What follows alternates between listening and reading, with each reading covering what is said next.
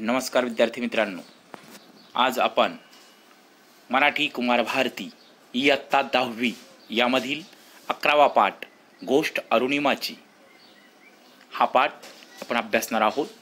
बघूया गोष्ट अरुणिमाची.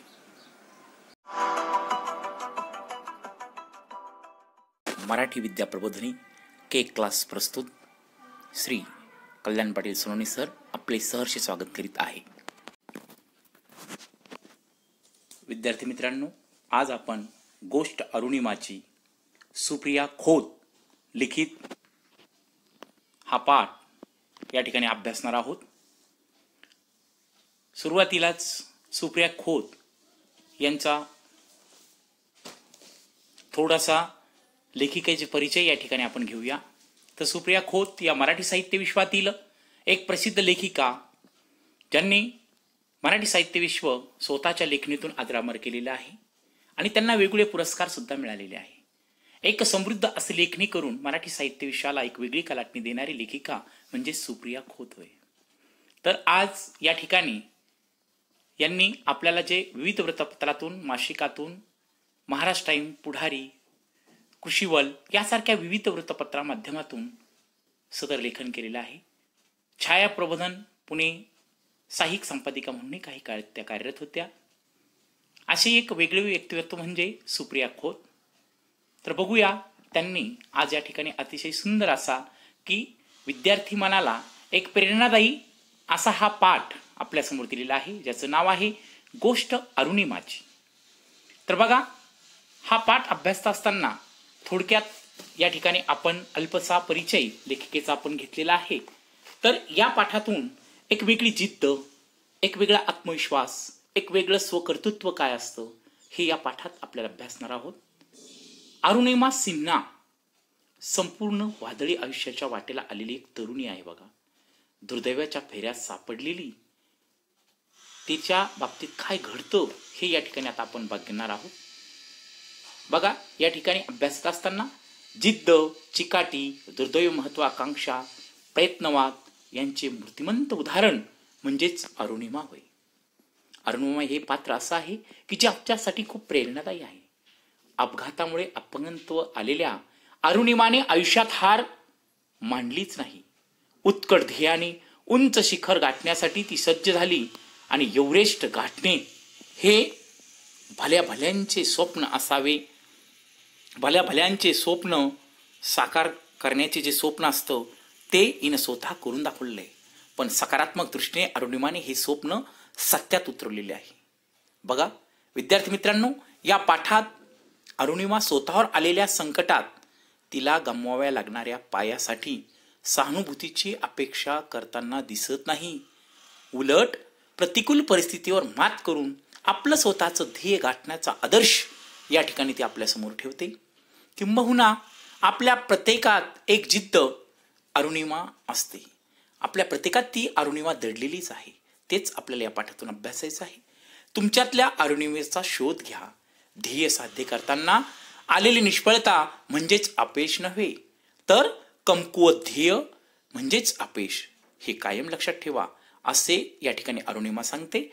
या प्रस्तुत पाठामध्ये आपल्याला फक्त एकच लक्षात घ्यायचंय, एक आदर्श अरुणिमा आपल्या समोर उभी करायची आहे. विद्यार्थी मित्रांनो, जीवन जगत असताना अनेक समस्या आपल्या समोर येत राहतात, परंतु त्या समस्याला समस्या न समजता सहजरीतीने त्यावर मात करून आपलं मार्ग सुकर करण्याचं ध्येय कसं पूर्ण करते हे या अरुणिमाच्या या पाठातून आपल्याला एक प्रेरणादायी कशी वाटचाल आहे ती बघायची आहे.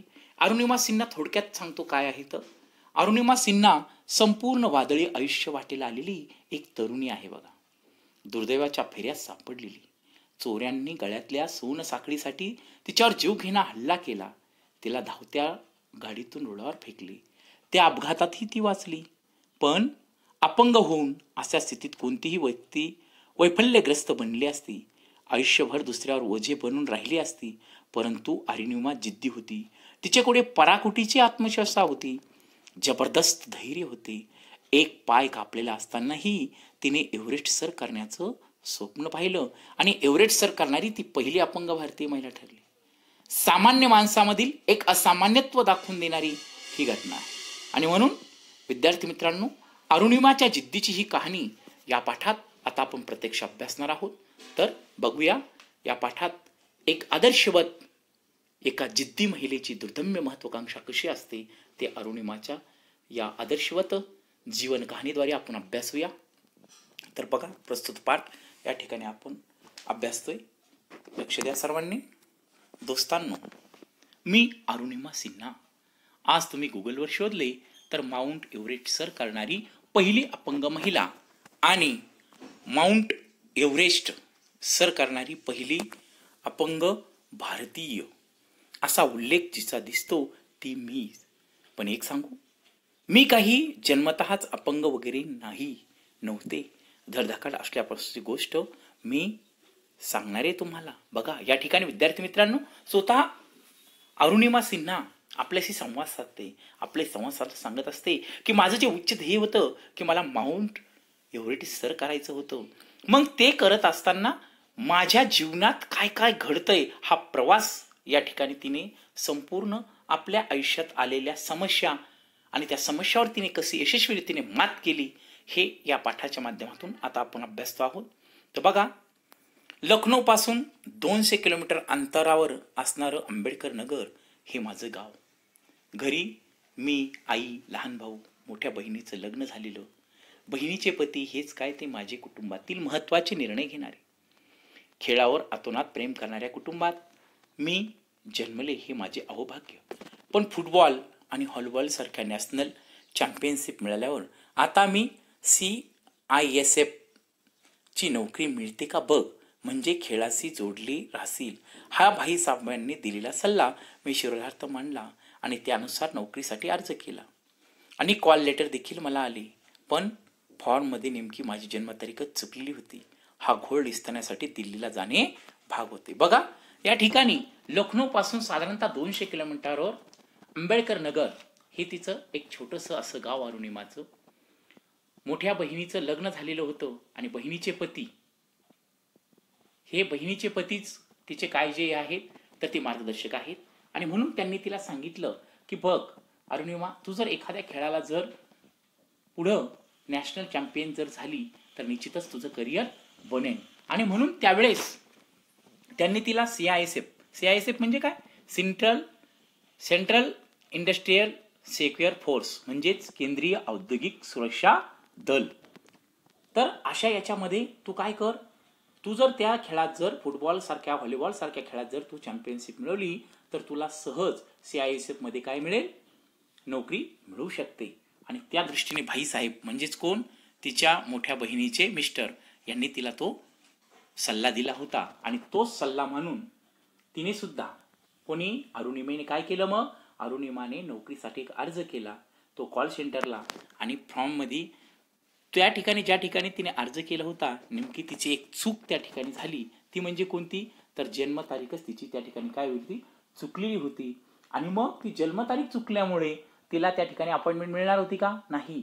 आणि म्हणून ती दुरुस्त करण्यासाठी ती स्वतः कुठे जाते, दिल्लीला जाते. तर हा प्रवास कसा आहे तोही या ठिकाणी बघा. 11 एप्रिल 2011चा हा दिवस. लखनौ स्टेशन गर्दीने फुललेलं. पद्मावती एक्सप्रेसमध्ये कसे बसे चढत गर्दीतून मुसंडी मारत सीताफणी मी कॉर्नर पटकावली. गाडीने वेग घेतला आणि माझे विचारचक्र सुरू झाले. विचारचक्र सुरू होणे म्हणजे काय, की विचार सुरू होणे की मला पुढे काय करायचंय, मला पुढे जीवनात काय काय आता माझ्या समोर समस्या राहणार आहे. एक सारखं विचारचक्र तिच्या डोक्यामध्ये सुरू झालं, विचार सुरू झाले. बस एवढे कागदपत्राचे काम झाले की लगेच आपले पक्के अचानक माझे लक्ष वेधून घेतले. ते मला घेऊन उभ्या असणाऱ्या तरुणांनी. त्यांचे लक्ष माझ्या गळ्यातील सोन्याच्या चेनवर होते. पण मीही काही कच्च्या गुरुची चेली नव्हती. बघा आता या ठिकाणी, कारण त्या जन्मतारखेची चूक दुरुस्त करण्यासाठी अरुणिमा कुठे निघालेली आहे, दिल्लीला. पण दिल्लीला जात असताना ज्या गाडीमध्ये ती बसली होती त्याच गाडीमध्ये तिला काय झालंय की तिच्या समोर त्या ज्या डब्यामध्ये ती बसली होती तिच्या समोर काही तरुण समोर उभे होते. आणि त्यांचं लक्ष कोणावर केंद्रित झालं होतं, तर त्या ठिकाणी कोणावर, तर अरुणिमावर त्यांचं लक्ष केंद्रित झालं. कारण अरुणिमाच्या गळ्यामध्ये काय होतं, एक सोन्याची चैन होती. आपण अरुणिमा सांगते की माझं लक्ष गेलं की निश्चित हे तरुण माझ्याकडे लक्ष देऊन आहे, पण मीही काही कच्च्या गुरुची चेली नव्हती. कच्च्या गुरुची चेली म्हणजे काय लक्षात घ्या, की जसं गुरु आपल्याला घडवतो, चांगला गुरु शिष्याला चांगलं घडवतो. गुरु स्वतःच कच्चा असेल तर चेला म्हणजे शिष्यही कच्चाच होतो असा दावा केला जातो. बघा, अरुणिमाचा दावा असा आहे की उत्तम उत्तम गुरु लाभले होते. की अरुणिमा म्हणते की माझ्या जीवनामध्ये मला ज्यांनी ज्यांनी आजपर्यंत शिकवलं, ज्यांनी मला घडवलं, ती सर्व कसे अप्रतिम असे गुरु आहेत. म्हणून ती स्वतः उत्तम घडल्या गेली आणि म्हणून ती म्हणते की मी काही कच्च्या गुरुची चेली नव्हते. त्यांनी डाव साधण्याचा प्रयत्न करताच जेवढी होती नव्हती तेवढी ताकद एकवटून मी माझ्या जवळ येणाऱ्या प्रत्येकाला लाथाबुक्क्यांचा प्रसाद द्यायला सुरुवात केली. आश्चर्य म्हणजे त्या डब्यातला प्रत्येक जण अन्यायाविरुद्ध लढणे हे जागेवर बसून राहिला. बघा, आता या ठिकाणी काय झालेलं आहे की तो प्रवास करत असताना अरुणिमावर तिची चैन खेचण्यासाठी काही गुंड त्या डब्यामध्ये होते आणि त्या तरुणांनी कोणाशी अरुणिमाशी 2 हात करण्याचा प्रयत्न केला, पण त्यावेळेस अरुणिमा घाबरली नाही. तिने जिद्दीने तिने काय केलं, त्या अन्यायाविरुद्ध लढणं. तिच्या लक्षात आलं की आता आपल्याला पर्याय नाही आणि ती तितक्याच त्वेषाने, तितक्याच जोराने त्यांच्याशी संघर्ष करू लागली. परंतु हे सर्व घडत असताना ते प्रत्येक जण, मी माझ्याजवळ येणाऱ्या प्रत्येकाला काय करत होते, लाथाबुक्क्याचा प्रसाद देणे म्हणजे काय की त्या ठिकाणी ती काय होती, त्यांना आशीर्वाद देत होती. कुठला तर याचा आशीर्वाद म्हणून एखादी गोष्ट देणे, इथे अर्थ भरपूर बदलून काढणे. लक्षात घ्या, प्रसाद देणे म्हणजे आशीर्वाद नाही, तर कोणता आशीर्वाद दिला, भरपूर बदलून काढलं. कारण ती चॅम्पियनशिप विद्यार्थी होती, खेळाडू वृत्तीची स्पोर्टमॅन होती. ती घाबरली नाही, तिने त्यांना बेदम असे मारहाण केली.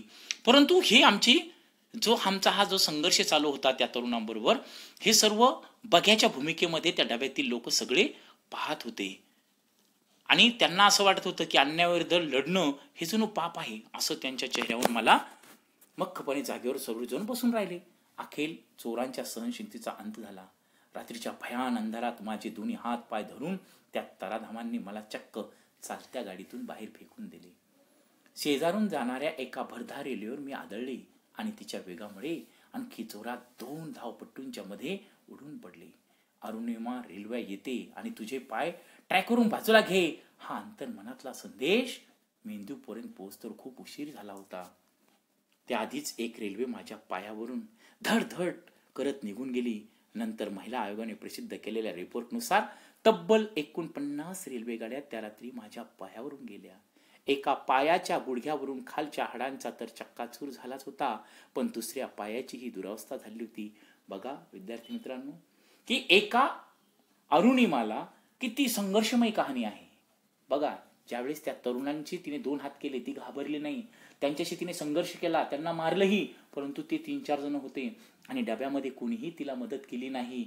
मग त्यावेळेस त्या संघर्षमय आणि विशेष म्हणजे रात्रीची वेळ होती, तिने एकटीने त्यांच्याशी संघर्ष केला, एकटी झगडली, घाबरली नाही, पण शेवटी तिचा नाविलाज झाला आणि त्यांनी काय केलं, त्यांनी तिला तसंच बांधलं आणि खाली टाकलं. खाली ज्यावेळेस तिला रेल्वे रुळावरून खाली टाकलं, त्या रेल्वे रुळावर ज्यावेळेस ती पडली, तर त्याच वेळेस तिच्या अंतर्मनामध्ये कुठेतरी संवेदना जागृत झाल्या की अरुणिमा तू जागी हो. आणि अरुणिमाने आपल्या अंतर्मनाची हाक त्या ठिकाणी काय केली, ऐकली आणि तिने स्वतःला थोडंसं बाजूला जाण्याच्या परिस्थितीत ते असतानाच, तेवढ्यामध्ये सरकली असतानाच, कारण अरुणिमा त्यावेळेस जाग्यावरच मेली सुद्धा असते. कारण तदनंतर ज्या ठिकाणी ती पडली होती तिथं 1-2 नव्हे तर चक्क रात्रभरात किती गाड्या गेल्या होत्या, 49 रेल्वे गाड्या त्या रात्री तिथून गेल्या होत्या. आणि त्या एका पायाच्या गुडघ्यापासून खालच्या हाडांचा तर चक्काचूर झाला होता. आणि हे सर्व तिच्या दोन्ही पायाच्या काय झालं होतं, त्यातल्या त्यात एका पायाच्या तर काय झालं होतं, गुडघ्यापासूनच सगळ्या हाडाचा चुरा झाला होता. लक्षात घ्या. आणि मग दुसऱ्या पायाची अवस्था काय झाली असेल तर विचारता सोय नाही. आणि अशा परिस्थितीत तिच्यावर एवढा मोठा हा अन्याय, हा अत्याचार त्या ठिकाणी तिला, परंतु तरीही अरुणिमा अशा इतक्या भयान अशा गर्तेत ती सापडली होती, रक्तबंबाळ झाली होती. आणि तिच्या जीवनामध्ये किती भयावह अशी परिस्थिती आली असताना सुद्धा पुढे काय काय होतं हा संवाद या ठिकाणी आपण बघतोय. बघा, अरुणिमा ज्या ठिकाणी पडली होती, लक्षात घ्या की तिला रात्रभर रेल्वे रुळावर तरमळून पडून राहावे लागले. सकाळी आलेल्या सफाई कामगारांनी तिला रुग्णालयात नेले. तिचा एक पाय गुडघ्यापासून कापून टाकण्यात आला आणि दुसऱ्या पायात सळे घालण्यात आली. काय काय घडलं तिच्या बाबतीत ते या ठिकाणी अतिशय संघर्षमय अशी कहाणी आहे. कारण हे एक लक्षात घ्या, काय केलं होती ना, तर CISF मध्ये नोकरी मिळवण्यासाठी अर्ज करायला ती कुठं चालली होती? दिल्लीला चालली होती. आणि रेल्वे गाडीत त्यावेळेस कोण शिरले? चोर शिरले. तिच्या गळ्यातल्या सोनसाखळीने तिला बेदम मारहाण केली. तिला रेल्वे रुळावर फेकून दिले. तिच्या एका पायाच्या गुडघ्यापासून खाली चक्काचूर झाला आणि दुसऱ्या पायाची दुरावस्था झाली. अशा परिस्थितीमध्ये अरुणिमाची काय परिस्थिती होते ते बघा आता पुढे. त्या रात्री तब्बल 7 तास रेल्वेच्या धावपट्टीच्या मदतीची याचना करत मी पडून राहिले. आश्चर्य म्हणजे माझी शुद्ध हरपली नव्हती आणि मेंदू पूर्ण तल्लखपणे तिथून सुटकेचा विचार करत होता. सगळीकडे उजाडलं आणि रेल्वेचे सफाई कामगार तेथे आले. हादरलेले ते मला तशा अवस्थेमध्ये पडून त्यांनी मला बरेली गावातील हॉस्पिटलमध्ये दाखल केले आणि सुरू केले. दुर्दैवाने दुर्दैवाचे दशावतार. बघा काय झालं की ही कधी घटना कळाली, तर रात्रभर ती त्याच रुळावर पडून राहिली होती. परंतु सकाळी ज्यावेळेस ते रेल्वेचे सफाई कामगार त्या ठिकाणी आले, त्यांनी बघितलंय की कोणीतरी पडलेलं आहे. त्यावेळेस त्यांनी अरुणिमाला त्या ठिकाणी उचलून नेलं, हॉस्पिटलमध्ये नेलं. त्या ठिकाणी पुढे काय झालंय बघा. बोरिवलीच्या या हॉस्पिटलमध्ये ना भूलतज्ञ होता, ना मला देण्यासाठी पुरेसे रक्त संचित झालेल्या डॉक्टर व सहकाऱ्यांना मी धीर दिला. डॉक्टर, नाहीतरी माझ्या पायाची चाळण झालीच आहे. आता भूल न देताच तुम्ही तो कापला तरी चालेल. डॉक्टर व त्यांच्या सहकार्याने स्वतःचं एक युनिट रक्त मला दिलं आणि माझ्या देखतच माझा काय कापला गेला. बघा किती विशेष आहे. आपल्याला साधं खर्चटलं जरी तरी आपले काय हाल होतात हे आपल्याला माहिती आहे विद्यार्थी मित्रांनो. परंतु अशा परिस्थितीमध्ये एवढ्या इतक्या भयावह स्थितीमध्ये जिचे हाल झाले तरीही ती घाबरली नाही. तिनं डॉक्टरांना सरळ सांगितलं की माझ्या पायाची काय झालेली आहे, अक्षरशः चाळण झालेली आहे. तुम्ही आता न घाबरता तुम्ही काय करा की तुम्ही तो पाय कापा. बघा किती मोठं धैर्य म्हणावं लागेल. आणि अशा परिस्थितीमध्ये डॉक्टरने तिचा तो पाय कापला. तो पाय कापत असताना तिला रक्ताची गरज पडली. डॉक्टरांनी तिची परिस्थिती बघितली आणि त्याच वेळेस तिला त्या ठिकाणी काय दिलं, तर तिला त्या ठिकाणी एक रक्ताचं एक युनिट सुद्धा त्या ठिकाणी तिला दिलं. इकडे मी जीवन मरणाच्या सीमारेषेवर होते, पण हॉस्पिटल बाहेरच्या जगात एक वेगळंच नाट्य घडत होतं. फुटबॉल आणि व्हॉलीबॉल चॅम्पियन युवती 7 तास जखमी अवस्थेत उपचाराविना पडून राहिली. ही बातमी प्रसार माध्यमांनी उचलून धरलेली. तत्कालीन क्रीडा मंत्र्यांनी मला दिल्लीच्या एम्समध्ये हलवले. राष्ट्रीय खेळाडू असल्याने अतिउच्च दर्जाच्या सुविधा मला मिळाल्या. पण एक शल्य एकच होतं की प्रसार माध्यमामध्ये वाटेल त्या वावड्या उठत होत्या. अरुणिमाकडे प्रवासाचं तिकीटच नव्हतं, म्हणून तिने रेल्वेतून खाली उडी मारली. इथपासून त्या अरुणिमाने आत्महत्याचा प्रयत्न केला इथपर्यंत काही छापून येत होतं.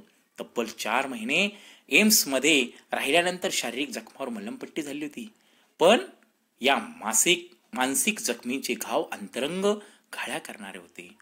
मी आणि माझी ढालीप्रमाणे रक्षण करणारं कुटुंब आम्ही सत्व परिस्थिती ओढून सांगत होतो, पण ते ऐकण्याची ना कुणाला वेळ होत ना रस. बघा काय झालं की तिला हॉस्पिटलमध्ये तर नेलं, पण हॉस्पिटलमध्ये नेल्यानंतर त्यावेळेस तिच्यावरती इलाज चालू होते. त्याच वेळेस दिल्लीच्या एम्समध्ये तिला हलवलं. बघा प्रसार माध्यमाने तिची बातमी त्या ठिकाणी खूप फोकस केली की एका युवतीला त्या ठिकाणी उपचारादरम्यान त्या ठिकाणी तिला उपचाराविना ती पडून राहिली. ही बातमी प्रसार माध्यमाने म्हणजे कुठे बऱ्याचशा वर्तमानपत्रामध्ये ती आली आणि त्यामुळे त्यावेळेच्या सरकारने तिथल्या क्रीडा मंत्र्यांनी तात्काळ तिला कुठे दिल्लीच्या एम्स हॉस्पिटलमध्ये हलवलं गेलं.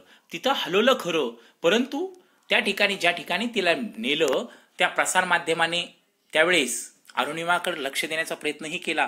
परंतु त्या ठिकाणी काय झालं की 4 महिने ते AIMS हॉस्पिटलमध्ये तिच्या जखमावर मलमपट्टी करण्यात आली. ती जखम भरण्यासाठी तिला किती कालावधी लागला? 4 महिने. परंतु या 4 महिन्याच्या कालावधीमध्ये तिच्याविषयी मात्र प्रसारमाध्यमाने वेगवेगळ्या प्रकारे छापलं होतं. तिला वाईट याचं वाटत होतं की मी मानसिक, तिला बघा शारीरिक तर तिला जखमा झाल्याच होत्या, पण तिचं म्हणणं असं होतं की मानसिक सुद्धा त्या ठिकाणी काय झालं होतं ती खचली होती. कारण का? कारण तिला त्या ठिकाणी कोणी तिच्या बाबतीत काय म्हणत होतं की अरुणिमाकडे प्रवासाचं तिकीट नव्हतं, म्हणून तिला रेल्वे खाली उडी मारावी लागली.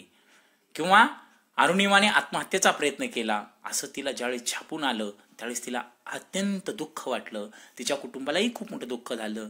परंतु अशा परिस्थितीत सुद्धा घाबरून जाणं हे तिच्या रक्तात नव्हतं आणि म्हणून ती अशा परिस्थितीमध्ये सुद्धा घाबरली नाही. त्याच दिवशी हॉस्पिटलमध्ये पडल्या मी निर्धार केला, जे आज बोलत आहेत, माझ्याकडे पोट दाखवत आहेत, त्यांना बोलू दे. पण एक दिवस नक्की माझा असेल जेव्हा मी अरुणिमा एव्हरेस्ट सर करेल. विश्वास ठेवा, कोणाच्याही प्रभावाखाली व भावनेच्या आहारी जाऊन मी हा निर्णय घेतलेला नव्हता. एका फटक्यात माझं शरीर अपंग झालं होतं, पण माझं मन थोडंच अपंग होतं. गगन भरारी घ्यायचं वेळ रक्तातच असावं लागतं. जेव्हा आपण आपल्या मनाने एखादी गोष्ट ठरवतो ना, तेव्हा आपलं संपूर्ण शरीर आपल्याला साथ देतं. एक सांगू, आपला सर्वात मोठा मोटिवेटर कोण असतो? तो दुसरा तिसरा कोणी नसून आपण स्वतःच असतो. आता उठता बसता खाता पिता केवळ आणि केवळ एव्हरेस्टचा विचार करू मी लागले. बघा, ती म्हणते की माझ्या डोक्यात फक्त एकच होतं की मला काय करायचंय, तर मला एव्हरेस्ट शिखर पार करायचंय. मी एक राष्ट्रीय चॅम्पियन खेळाडू आहे. आणि तिच्या डोक्यात फक्त तेच. 4 महिने ती हॉस्पिटलमध्ये होती, परंतु हॉस्पिटलमध्ये असताना सुद्धा तिच्या डोक्यात फक्त गिर्यारोहणाचंच तिच्या डोक्यात फिट होतं आणि तिने गगन भरारी घेण्याचं ठरवलं. बघा, ज्यावेळेस एक ध्येयवेडी व्यक्ती असते ना, तेव्हा ती कुठेही कितीही कठीण परिस्थिती जरी आली तर ती खचत नाही, घाबरत नाही. आणि मग अशा परिस्थितीमध्ये तिने त्या ठिकाणी काय केलं की पूर्ण लक्ष कुठं केंद्रित केलं, तर सर्व लक्ष तिने फक्त एकच केंद्रित केलं की बस आता मला काय करायचं आहे. तर उठता बसता खाता पिता फक्त तिच्या डोक्यात एकच विचार होता की मला आता एव्हरेस्ट सर करायचं आहे. अशी ध्येयाने प्रेरित झालेली ही कोण होती, तर ही अरुणिमा होती. माझ्या एव्हरेस्ट सर करण्याचा निर्धाराचा जेव्हा मी उच्चार केला तेव्हा अगदी टोकाच्या प्रतिक्रिया मला ऐकायला मिळाल्या. शरीराला जखमा झाल्यामुळे बहुधा अरुणिमेच्या डोक्याचा परिणाम झालेला दिसतोय. अर्थातच लोकांनी माझं बोलणं हसण्यावर नेलं, पण माझं कुटुंब आणि भाईसाहेब माझ्या बरोबर खंबीरपणे उभे राहिले. एक अवघड पण मला शक्य आहे असं वाटणारा प्रवास आता सुरू होणार होता. बघा, मी ज्यावेळेस म्हटले की मी प्रसारमाध्यमासमोर माझी बातमी गेली की मी हॉस्पिटलमध्ये असतानाच की मी एव्हरेस्ट शिखर करण्याचं ध्येय समोर ठेवलं आहे, त्यावेळेस सर्वजण मला हसले. बघा, कुठलीही एखादी जिद्दी व्यक्ती ज्यावेळेस काहीतरी प्रयत्न करते ना, त्यावेळेस समाज तिला नाव ठेवत असतो, परंतु तेव्हा खचून जायचं नसतं. हाच आदर्श या ठिकाणी आम्हाला अरुणिमाच्या यातून घ्यायचा आहे. मग काय झालं तिच्या बाबतीत, तर लोक तिच्याविषयी हसू लागले, परंतु तिच्यावरती विश्वास ठेवणारं तिचं कुटुंब आणि भाईसाहेब हे खंबीरपणे कोणाशी उभा होते तिच्या पाठीमागे, अरुणिमाच्या पाठीमागे उभे होते. पहिला टप्पा होता गिर्यारोहण प्रशिक्षणाचा. एम्समधून डिस्चार्ज मिळाला. साधारणपणे एखादा हात कापला लागेल. पेशंट दिवसेंदिवस अगदी महिनोन उठत नाहीत. मी 2 दिवसात उभी राहिली. एका पायात घोट्याची हाडे तुटल्याचा रॉड घातलेला, ज्याच्या हाडाची जुळणी अजून पुरी व्हायची होती. दुसरा पाय म्हणजे मांडीपासून खाली कृत्रिम पाय बसवलेला, असा माझा अवतार निचोडीला भाईसाहेब. आम्ही पोचतो ते थेट उचेंद्री पाल यांच्याकडे. बिचेंद्री म्हणजे एव्हरेस्ट सर करणारी पहिली महिला. त्याचं एकमेव आशा होते की ज्यांनी माझ्या ध्येयाचा आदर केला, मला प्रोत्साहन दिले.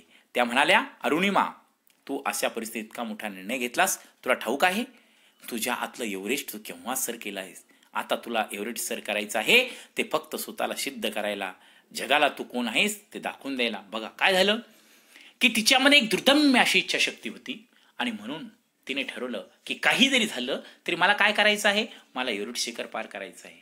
आणि म्हणून तिने कुठे गेली, ती थेट बिचेंद्री पाल यांच्याकडे गेली. बिचेंद्रीजी म्हणजे कोण, तर बिचेंद्री म्हणजे एव्हरेस्ट सर करणारी पहिली महिला. तिच्याकडे भाईसाहेब आणि अरुणिमा गेले.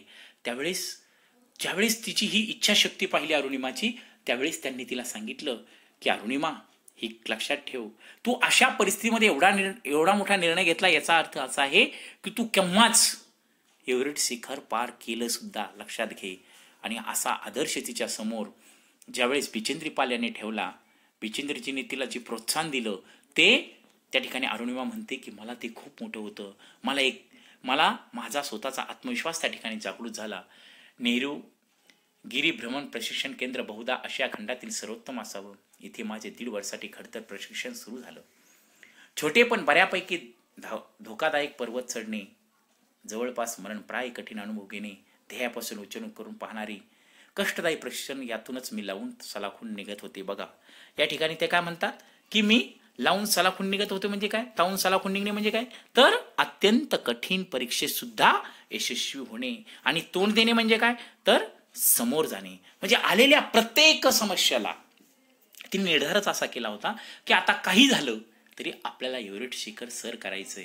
म्हणून अनेक त्या ठिकाणी समस्या तिच्या समोर येत होत्या, परंतु ती त्याला घाबरली नाही. आणि नेहरू गिरीभ्रमण जे परीक्षण केंद्र आहे त्या आशिया खंडामधील जे सर्वात मोठं आहे त्या ठिकाणी ती 1.5 वर्षाच्या प्रशिक्षणासाठी पोहोचली होती. या प्रशिक्षणाच्या वेळी काही गोष्टी ठळकपणाने लक्षात आल्या. सरावाच्या वेळी चढाई करताना माझ्या कृत्रिम पायाची टाच व चवडा, ज्यावेळी मी जमीन रुतवत असे त्यावेळी ते सतत गोल फिरत, त्यामुळे तो पाय घट्ट रोवणे कठीण होते. परंतु अशा परिस्थितीमध्ये सुद्धा मी घाबरले नाही, कारण मी त्या ठिकाणी या प्रशिक्षणाच्या कालावधीमध्ये सुद्धा मी त्या पायामध्ये काय झालं होतं, घट्टपणे त्या ठिकाणी राहून सुलाखून निघाले होते. म्हणजे मला काहीच वाटत नव्हते. कितीही कठीण प्रसंग आला तरी मी आता घाबरणार नाही हे मी मनाचे ठाम निश्चय केला होता. आणि अशा परिस्थितीमध्ये पुढे काय काय होते ते लक्ष द्या. होऊन बसले आणि उजव्या पायाचे हाडे एकत्रित राहण्यासाठी त्या ठिकाणी त्या स्टीलचा रॉड घातला गेला. त्यावर थोडा जरी दाब दिला गेला तर तीव्र वेदनांचे झटके बसत. माझ्या अशा अवस्थेमुळे प्रथम माझ्यासोबत माझा शेर्पा यायला तयारच होईना. साहजिकच आहे, जिथे अव्यय धडधाकट माणसे गिरीभ्रमण करण्यात झजत नाहीत तिथे माझी काय कथा. पण माझ्या घरच्या लोकांनी माझ्या शेर्पाचे मन वळवले आणि मग तिथून पुढे सुरू झाली क्षणोक्षणी आव्हानांना भिडणारी जोशपूर्ण अशी 52 दिवसांची एक रोमांचकारी लढाई. बघा अरुणिमा म्हणते की एक नव्हे तर अनेक प्रकारची त्या ठिकाणी माझ्यासमोर एक एक एक एक आव्हान माझ्यासमोर येत होतं. पण अशा आव्हानामध्ये सुद्धा मी घाबरत नव्हते. आणि जो मला त्या ठिकाणी गायडन्स करणारे जे माझे प्रशिक्षक होते त्यांनी मला त्या ठिकाणी काय केलंय, प्रोत्साहन दिलं होतं. आणि आता कुठलंही आव्हान, कितीही मोठी समस्या जरी आली तरी मी त्याला घाबरणारी नव्हते. आणि 52 दिवसाची ही जी कहाणी आहे, हा जो प्रसंग आहे तो कसा कसा होतोय तो या ठिकाणी आपल्याला पाहण्यासारखा आहे. बघा प्रत्येक गिर्यारोहकाला शिखरापर्यंत पोहोचण्यासाठी 4 बेस कॅम्प्स करावे लागतात. एकदा का तुम्ही कॅम्प 4ला पोहोचलात की तिथून शिखर 3500 फुटावर आहे. पण जास्तीत जास्त मृत्यू याच टप्प्यात होतात, म्हणून याला डेथ झोन म्हटले जाते. मला तुम्हाला सांगावंसं वाटतं की 4थ्या बेस कॅम्पला पोहोचेपर्यंतच्या आधीच्या कॅम्प्समध्ये मी माझ्या सहकारी गिर्यारोहकामध्ये नेहमीच पुढे असे. इतकी पुढे की लोक विचारत, मॅडम हा हर बार आप हमसे आगे रहते हो, आखिर खाते क्या हो भाई. मी अपंग, त्यात मुलगी, म्हणून कसल्याही प्रकारची सवलत किंवा सहानुभूती नको होती मला.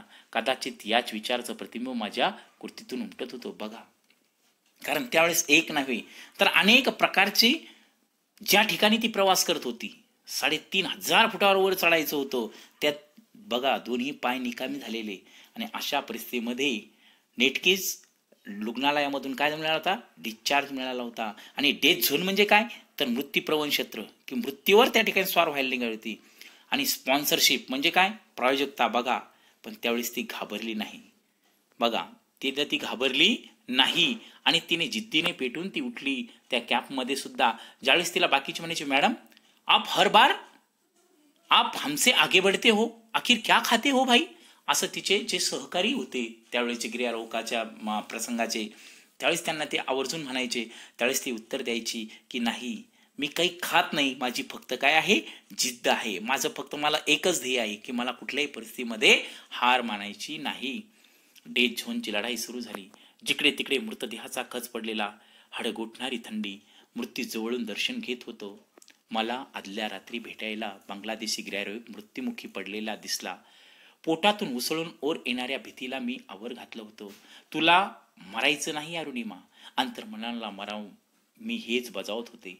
खरं सांगते आपलं मन जसं सांगतं तसंच आपलं शरीर वागतं. बघा, माणसाने जर मनाने ठरवलं आणि ज्याची उच्च ध्येयासक्ती असते ना, ज्याच्या मनावरती पूर्ण कमांड असते, ज्याच्या मनावरती पूर्ण विश्वास असतो, स्वतःवरती विश्वास असतो, आणि माणूस मनाने अंतर्मनाने धाव जर घेतली तर तो कधीही अपयशी होत नाही. याचं सर्वोत्तम उदाहरण म्हणजे अरुणिमा होय, की तिनं ठरवलं होतं की यस आय कॅन डू, मला हे करायचंच आहे. हा आत्मविश्वास तिनं जागृत केला होता. आणि म्हणून 21 मे 2013ची लढाई अगदी शेवटचा टप्पा झाला. अरुणिमा, तुझा ऑक्सिजनसाठीचा साठा अतिशय कमी झाला आहे, आत्ताच मागे फिर, एव्हरेस्ट तू पुन्हा चढू शकशील. शेर्पा कळकळीने बजावत होता, पण अंतर्मनात कुठेतरी मला ठाऊक होतं की नाऊ ऑर नेवर. आता अगदी या क्षणी जर मी एव्हरेस्ट सर केलं नाही तर माझ्या लेखी माझ्या शरीराने मृत्यूला कवटाळण्यासारखे होते ना. शिवाय पुन्हा एकदा इतकी सगळी स्पॉन्सरशिप उभी करणं, या अग्निदिव्याला तोंड द्यावं लागत की काय. अखेर ती एव्हरेस्ट शिखरावर पोहोचेल. हा क्षण मी कॅमेरे साठवण्यासाठी मी शेर्पाला विनंती केली. फोटोसाठी माझा शेवटचा साठा उरलेला ऑक्सिजन मास्क मी काढला. मी आसीनी तशी मरणारच होते, तर मग माझ्या यशाचे पुरावे असणं अत्यावश्यक होतं. फोटोनंतर शिल्पाला मी व्हिडिओ क्लिप काढण्यासाठी तयार केलं. आधीच पित्त खवळलेल्या शिल्पाने चिडत का असेना पण व्हिडिओ घेतला. अखेर मी भारताचा ध्वज एव्हरेस्ट फडकावला. बघा किती करुणादायी या कहाणी आहे. परंतु न घाबरता न डगमगता अतिशय ध्येयासक्ती. आणि बघा त्या डोस झोने तिथं की मृत्यूप्रमाण समोर दिसतंय की तिच्या समोर नेटकेच एक जण वरून खाली पडला होता आणि मृत्यूच्या खायेत तिच्या समोर तो गेला होता. परंतु अशा परिस्थितीमध्ये सुद्धा जी घाबरली नाही, जिने आपली ध्येयासक्ती सोडली नाही, आणि ऑक्सिजन फॉर्च्यून म्हणजे काय की प्राणवायू, फक्त आता प्राणवायू जो काही ऑक्सिजन होता त्याच्यावर तिचा शिल्लक तोही संपत आला होता, परंतु तरीही ती डगमगली नाही. आणि अशा परिस्थितीमध्ये तिनं तो शेवटचा श्वास त्या ठिकाणी घेतला. आणि तिच्या जो सोबतचा जो काही तिचा मार्गदर्शक होता त्याला सांगितलं की बस आता तू काय कर, माझा त्या ठिकाणी काय घे, शेवटचा व्हिडिओ घे, माझा फोटो घे. कारण मला माझ्या मनात जी आत्मविश्वास होता की मला काय करायचंय, गिर्यारोहण पार करायचंय आणि तिथे माझा तिरंगा, माझ्या देशाची शान मला फडकवायची. आणि खरोखरच तेच केलं. माझा दिवस अखेर झाला होता. गिर्यारोहकाच्या चढाईच्या टप्प्यातलं एक महत्त्वाचं शिखर, एव्हरेस्ट शिखर, त्या ठिकाणी काय केलं होतं, मी सर केलं होतं. आणि त्या ठिकाणी मी तिरंगा फडकवला. गिर्यारोहणाने मला खूप महत्त्वाचे काही धडे दिले, माझ्यात आत्मविश्वास जागवला. नेतृत्व, गटबांधणी यांचे धडे तर मिळालेच, पण एक पोलादी कणखरपणा माझ्यात निर्माण केला. मित्रांनो, आपण आयुष्यात काय मिळायचे हे महत्त्वाचं नाही, तर ही कमाई आपल्याला अधिक चांगली व्यक्ती कशी बनवते हे महत्त्वाचं वाटतं मला. आपण इतरांशी कसे वागतो यावरून आपलं एक उत्तम व्यक्ती आहोत की नाही हे ठरतं. आणि या ठिकाणी ती सल्ला देते की विद्यार्थ्यांना सुद्धा, की ती म्हणते की मी परतत असताना माझा प्राणवायूही संपला, ब्रिटिश गिरोहकांनी तो फेकून दिलेला सिलेंडर तिला मिळाला आणि त्यामुळे मी जिवंत राहिले. आणि शेवटच्या क्षणात त्या ठिकाणी तिनं काय केलं, मृत्यूची झटका मिळत असताना सुद्धा तिने स्वतःचा आत्मविश्वास न गमावता त्या ठिकाणी तिरंगा ते एव्हरेस्ट शिखर पार केलं. आणि आत्मविश्वासाने अति पोलादी कणखरपणा तिने दाखवला आणि शेवटच्या क्षणी तिने तो तिरंगा फडकवला. आणि म्हणून ती म्हणते की माणसाच्या आयुष्यात जर जिद्द, ध्येय जर असेल आणि नेतृत्व गुण जर असेल तर निश्चितच आपण यशस्वी होतो. हा सल्ला ती या ठिकाणी देते. तुम्हा कुमार वयोगटातल्या मुलामुलींना एकच सांगावंसं वाटतं की आपलं ध्येय साध्य करताना प्रयत्न निष्फळ ठरणे म्हणजेच अपयश नसतं, तर जेव्हा ध्येयच कमकुवत असतं तेव्हाच त्याला अपयश म्हणायचं. बघा, अपयशाची एक वेगळी व्याख्या तिने केलेली आहे की ती म्हणते की अपयशाने माणसाने कधी खचायचं नसतं, की आपलं ध्येय साध्य करताना प्रयत्न निष्फळ ठरणे म्हणजे अपयश नसतं. लक्षात घ्या. तर अपयश कोणतं, जेव्हा ध्येयच कमकुवत असतं.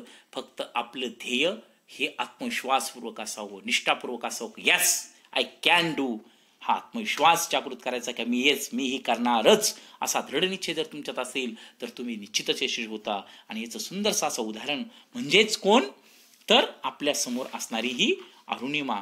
खरं सांगायचं म्हणजे या पाठातून काय शिकायचंय, तर कोणीही शिवाजी महाराज बनू शकत नाही, लोकमान्य टिळक बनू शकत नाही, डॉक्टर बाबासाहेब आंबेडकरही बनू शकत नाही.